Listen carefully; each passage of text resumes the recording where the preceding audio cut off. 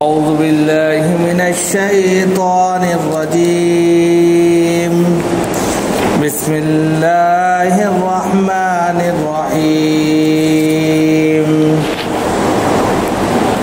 والوزن يومئذ الحق فمن ثقلت موازينه فأولئك هم المفلحون ومن خفت موازينه فأولئك الذين خسروا أنفسهم بما كانوا بآياتنا يظلمون. ولقد مكناكم في الأرض وجعلنا لكم فيها معايش قليلا ما تشكرون. ولقد خلقناكم ثم صورناكم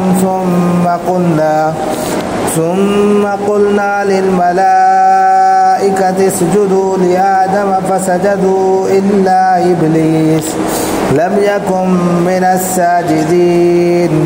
قال ما منعك ألا تسجد إذ أمرتك؟ قال أنا خير منه خلقتني من نار وخلقته من طين. قال فاهبط منها فما يكون لك أن تتكبر فيها فاخرج إنك من الصاغرين. قال أنظرني إلى يوم يبعثون. قال إنك من المنظرين. صدق اللہ العظیم.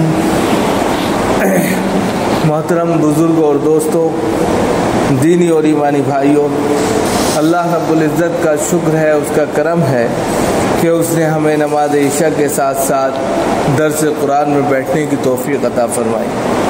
درس قرآن میں سورہ اعراف مکیہ کی تلاوت کی گئی ہے اور آیت نمبر 8 سے آیت نمبر 15 تک آپ کے سامنے تلاوت ہوئی ہے. سب سے پہلے اس کا ترجمہ اور پھر اس کی تفسیر بیان کی جائے گی. والوزن یومئذ الحق، اس دن یعنی قیامت کے دن وزن کرنا بھی، وزن بھی برحق ہے.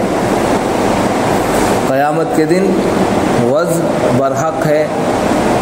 فمن ثقلت موازینہ، اب جس کا پلڑا بھاری ہوگا، فاولئک هم المفلحون، وہی لوگ کامیاب ہوں گے. ومن خفت موازینہ، اور جس کا پلڑا ہلکا ہو جائے گا، اولئک الذین خسروا انفسهم، یہ وہ لوگ ہوں گے جنہوں نے خود اپنا نقصان کیا ہے. بما كانوا بآیاتنا یظلمون، ان چیزوں کی وجہ سے جو ہماری آیتوں پر وہ ظلم کرتے تھے، اس سبب سے. وَلَقَدْ مَكَّنَّاكُمْ فِي الْأَرْضِ وَجَعَلْنَا لَكُمْ فِيهَا مَعَائِشَ، اور ہم نے تم کو زمین میں رہنے کے لیے جگہ دی، قدرت دی، اور پھر اس زمین ہی کے اندر تمہارے لیے سامان رزق پیدا کر دیا، زندگی گزارنے کے سامان پیدا کر دیے. قلیلا ما تشکرون، بہت کم لوگ ایسے ہیں جو شکر ادا کرتے ہیں. وَلَقَدْ خَلَقْنَاكُمْ ثُمَّ صَوَّرْنَاكُمْ ثُمَّ قُلْنَا لِلْمَلَائِكَةِ اسْجُدُوا لِآدَمَ فَسَجَدُوا إِلَّا إِبْلِيسَ، ہم نے تم کو پیدا کیا، پھر تم کو اچھی شکل میں ڈھال دیا، بہترین شکل و صورت عطا کی. پھر ہم نے فرشتوں سے کہا کہ آدم کو سجدہ کرو، تو سب نے سجدہ کیا سوائے ابلیس کے. ابلیس نے سجدہ نہیں کیا اور وہ سجدہ کرنے والوں میں شامل نہیں تھا، یا وہ سجدہ کرنے والوں میں نہیں تھا. قال ما منعك الا تسجد اذ امرتك، اللہ رب العزت نے کہا کون سی چیز تھی جس نے تجھے سجدہ کرنے سے روک دیا جبکہ میں نے تجھے سجدہ کرنے کے لیے کہا، حکم دیا. قال انا خیر، تو شیطان نے کہا کہ میں بہتر ہوں، من الآدم، یعنی کہ آدم سے میں زیادہ بہتر ہوں. خلقتنی من نار وخلقتہ من طین، اس لیے کہ مجھے آپ نے آگ سے پیدا کیا ہے اور آدم علیہ السلام کو مٹی سے پیدا کیا ہے، اس بنیاد پر میں افضل ہوں. قال فاهبط منها فما يكون لك ان تتكبر فيها فاخرج انك من الصاغرين، تو اللہ رب العزت نے کہا یہاں سے یعنی اس جنت سے نکل جا، فوراً بھاگ جا، اور تیرے لیے مناسب نہیں ہے، تیرے لیے کوئی حق نہیں ہوتا کہ اس آسمان میں رہتے ہوئے تکبر کرے، گھمنڈ کرے، یہ جائز نہیں ہے تمہارے لیے، نکل جاؤ یہاں سے۔ فاخرج انک من الصاغرین، یہاں سے نکلو اور ذلیل و خوار ہو کر نکلو، تم بلا شبہ ذلیل ہو، بدبودار، یعنی کہ کہہ سکتے ہیں ذلیل و خوار میں سے ہو۔ قال انظرنی الی یوم یبعثون، تو شیطان نے فوراً اللہ سے کہا کہ مجھے قیامت تک کی مہلت دے دی جائے۔ قال انک من المنذرین، تو اللہ نے کہا چلو یہاں سے نکلو، ٹھیک ہے تمہیں قیامت تک مہلت دے دی۔ تو یہ چند آیتیں آپ کے سامنے پیش کی گئی ہیں، اس کا ترجمہ تھا، یہ تفسیر دیکھیے کیا ہے۔ والوزن یومئذ الحق، قیامت کے دن وزن کا ہونا، وزن کیا ہے؟ اعمال تولے جائیں گے، وزن کیے جائیں گے، اعمال اچھے برے جتنے بھی عمل ہیں وہ تولے جائیں گے، اور یہ تولا جانا برحق ہے قیامت کے دن، ایسا نہیں ہے کہ یہ کام چھوڑ دیا جائے گا، بلکہ انسان جو بھی عمل کرتا ہے، اچھا کرتا ہے یا برا کرتا ہے، ان سب کو لایا جائے گا، جس کو نام اعمال بھی بولتے ہیں، اور پھر ان کو تولا جائے گا۔ اب جس کا پلڑا بھاری ہوگا وہ کامیاب ہوگا۔ اب تولنا یعنی کہ کس طرح تولا جائے گا اعمال کو؟ تو اعمال تو آراز میں سے، یعنی کہ ان کا وجود نہیں ہوتا، ان کی شکل نہیں ہوتی، جیسے آپ ہیں، آپ کا وجود ہے، آپ کی ایک شکل و صورت ہے، آپ کو پلڑے میں بٹھاؤ تو آپ کا وزن آ جائے گا۔ لیکن عمل جو ہوتا ہے، آپ نے پن کا کام کیا، ثواب ملا اس پر، آپ نے نماز پڑھی، ثواب ملا، تو اب یہ جو نیک عمل ہے اس کی کوئی شکل نہیں ہے، اس کا کوئی وجود نہیں ہے، تو پھر کیسے تولے جائیں گے؟ ایک سوال۔ تو اس کے لیے 3 باتیں کہی گئی ہیں۔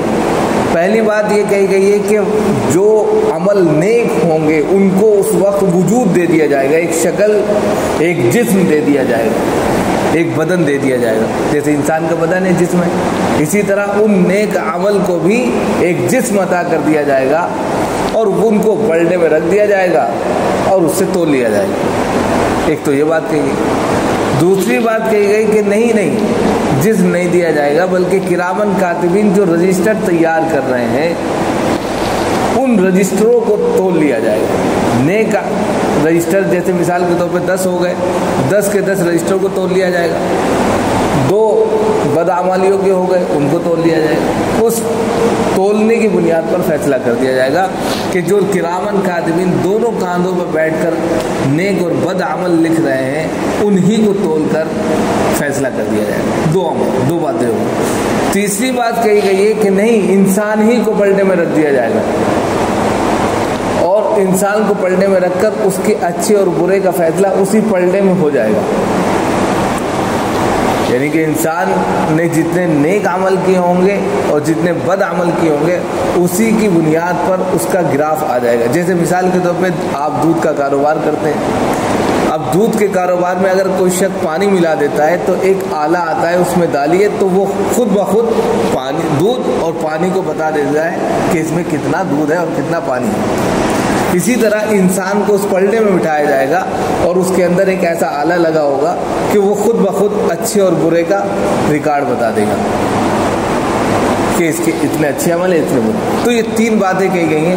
اور پھر آج کے وقت میں تو سائنس نے اتنی ترقی کر لی ہے، ہر چیز کا جس کا وجود بھی نہیں ہوتا اس کو بھی ریکارڈ کر لیا جاتا ہے۔ جیسے مثال کے طور پہ آپ نے کرکٹ کا میچ دیکھا ہوگا، ایک بولر کتنی رفتار سے بال پھینک رہا ہے، اس کی رفتار کو وہ اس کے پھینکنے کے ساتھ ساتھ معلوم کر لیتے ہیں۔ تو ظاہر سی بات ہے جب انسان نیک عمل کرے گا تو اللہ کے بعد اس سے بھی زیادہ ٹیکنیکل چیزیں ہیں، اس کو بھی وجود میں لا کر ناپ لیا جائے گا۔ تو یہاں بتایا گیا کہ جو عمل ہیں ان کو تولا جائے گا اور اس کا تولا جانا برحق ہے۔ اب نامہ اعمال میں جس کا پلڑا بھاری ہوگا، جھک جائے گا، تو وہ کامیاب ہے۔ ومن خفت موازینہ، اور جس کا پلڑا ہلکا رہ گیا، یعنی کہ نامہ اعمال میں کوئی زیادہ نیک عمل نہیں ہے، پھس پھسا نامہ اعمال ہے، اور جب اس کو تولا گیا تو بالکل وزن ہی نہیں نکلا، تو پھر اولئک الذین خسروا انفسهم، تو یہ وہ لوگ ہوں گے جنہوں نے خود اپنے آپ اپنے پیروں پر کلہاڑی ماری ہے किस बुनियाद पर मारी है? बिमा कानू बिआयातिना यज़लिमून, कि हमारी आयतों को झुटलाते थे, हमारी आयतों के साथ में जुल्म ज़्यादती करते थे और उनका कहना नहीं मानते थे। जो बातें बताई जाती थी उस पर अमल नहीं करते थे, खिलवाड़ समझते थे। उन्होंने खुद हमारी आयतों को झुटलाया, उनके साथ में जुल्म किया। इस सबब की बुनियाद पर खुद उन्होंने अपना नुकसान उठाया, उनके नामाए अमाल में कमी रह गई। अब उनको भुगतना पड़ेगा जहन्नम का अज़ाब। अब वो जहन्नम में जाएंगे और जहन्नम में जाके जब तक वो सज़ा मुकम्मल नहीं कर लेंगे उस वक्त तक जहन्नम से नहीं निकलेंगे। तो इसलिए हमारी आयतों को झुटलाकर, उनके साथ में जुल्म ज़्यादती बरत कर उन्होंने खुद अपने आप का नुकसान किया है, किसी और ने नहीं किया है। बजाते खुद उन्होंने अपने पैरों पर कुल्हाड़ी मारी। वलक़द मक्कन्नाकुम फ़िल अर्ज़ वजअलना लकुम फ़ीहा माइश। अल्लाह रब्बुल इज़्ज़त ने कहा कि अरे हमने तुमको इस ज़मीन में कुदरत अता की, रहने के लिए तुमको ज़मीन दे दी, जगह दे दी, इतनी बड़ी दुनिया दे दी। फिर मज़ीद कहा, फिर इस ज़मीन के अंदर हमने पेड़ पौधे निकाल दिए, फल निकाल दिए, सब्जियां पैदा कर दी और तमाम दुनिया भर की ज़रूरियात जो इंसान के लिए ज़रूरी हैं उन सब को पैदा कर दिया। यानी सामान्य रिस्क जो भी हो सकता है, सामान्य माश जो भी हो सकता है इंसान के लिए, सब पैदा कर दिया। उसके बावजूद भी इंसान शुक्र अदा न करे तो ये बहुत अफसोस की बात है कि हमने ज़मीन में जगह दी, रहने के लिए सारी कुदरत दी और फिर सारे सामान पैदा कर दिए। तो आपको सजदे शुक्र में गिर जाना था, अल्लाह की भक्ति में लग जाना था, लेकिन उसके बावजूद बहुत कम लोग ऐसे होते हैं जो अल्लाह का शुक्र अदा करते हैं। फिर यहाँ इंसान की तख्लीक को बताया कि इंसान पैदा कैसे हुआ। वलक़द खलक़नाकुम सुम्मा सव्वरनाकुम, हमने तुमको पैदा किया। कुम से मुराद यहाँ पर हज़रत आदम है, अबुल बशर। अगरचे ज़मीर जमा है लेकिन मुराद हज़रत आदम, यानी हमने हज़रत आदम को और हज़रत आदम से पूरी इंसानियत को पैदा किया। सुम्मा सव्वरनाकुम, और उनको फिर बेहतरीन शक्ल सूरत में बनाया। ये नहीं ख़राब, सब देखिए कितने अच्छे। तमाम मखलूक़ात में इंसान सबसे अशरफ है और सबसे खूबसूरत है, सबसे बेहतरीन खिलकत पर है। आप दूसरी तमाम भी मखलूक़ात को देख सकते हैं, उसमें अफजल तरीन जो मखलूक निकल कर आती है वो इंसान है। वलक़द खलक़नल इंसान फ़ी अहसनि तक़वीम, हमने इंसान को सबसे बेहतरीन सूरत में पैदा किया। तो वही कहा कि हमने आपको यानी हज़रत आदम को पैदा किया, फिर बेहतरीन शक्ल सूरत में ढाल दिया, बना दिया, और फिर मज़ीद आपकी फ़ौक़ियत को उजागर करने के लिए सुम्मा कुन्ना लिल मलाइकति इसजुदू, तमाम फरिश्तों से कहा कि सजदा करें आदम।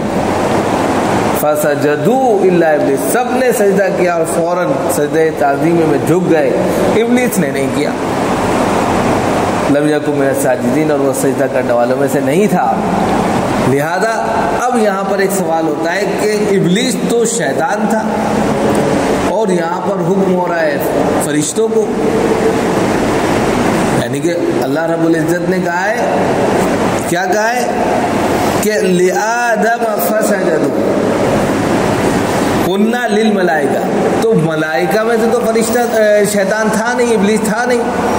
तो इब्लीस ये कह सकता है कि भैया मैं तो उसमें था ही नहीं, मुझे हुक्म नहीं दिया तो मैं क्यों सजदा करूं। तो इसका जवाब ये दिया गया है कि आसमान पर उस वक्त जो भी मौजूद था, चाहे वो फरिश्ते थे या तो कोई दूसरी मखलूक थी, सबको ये हुक्म आम था, क्योंकि वहाँ फरिश्ते ज़्यादा थे, इसलिए उसको मुखातब करते हुए अल्लाह ने कहा था कि फरिश्ते सजदा करें। लेकिन ये फरिश्तों के साथ में रहता था, लिहाजा इसको भी ये हुक्म था, इसने सजदा नहीं किया, इसने अल्लाह की नाफरमानी की, हुक्म नहीं माना।